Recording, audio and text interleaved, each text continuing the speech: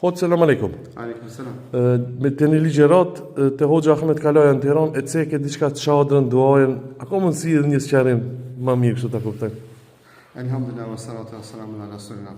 Po, është e vërtetë, përmenda çështjen e duas dhe e solla një shembull me shembullin e çadrës.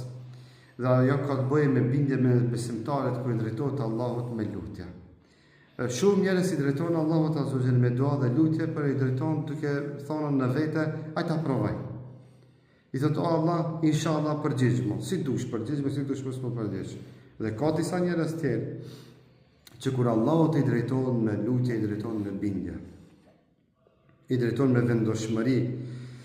Dhe janë të bindur që Allahu te bareke ve teala ka më përgjigj lutjeve të tyre. Dhe shembulli i kësaj ngjan sikurse shembulli i dy njerëzve që shkojnë me ju drejtu Allahut azza wa jalla me lutje për me ra shi. Për me ra shi. Që Allahu në një vend kur e godet me thatësi, shkojnë besimtarët dhe falen namazën e istisqas, ose namazën e shiut. Dhe a dini ku është dallimi? Dallimi është në atë se njëri nga ata që shkon me budua, shkon me durt në xhepa, e tjetri që shkon me budua e merr çadrën me vete. Allahu Akbar. E i bindur se pasi që të mbaron namazi i shiut, kur do të delaj, do të jetë duke rënë shi e që të mos lagët e ka marrë çadrën me vete.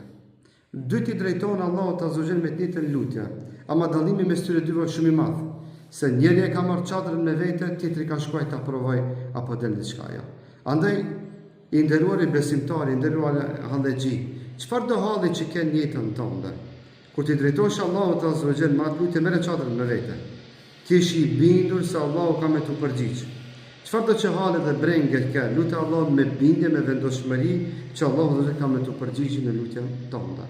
Andaj kur mos harroni çështjen e çadrës.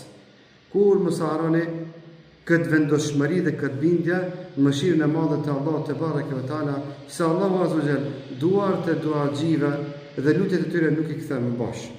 Ato duar i mbush me përgjigje dhe Allahu azza wa jalla u përgjigjet lutjeve dhe kërkesave të besimtarëve.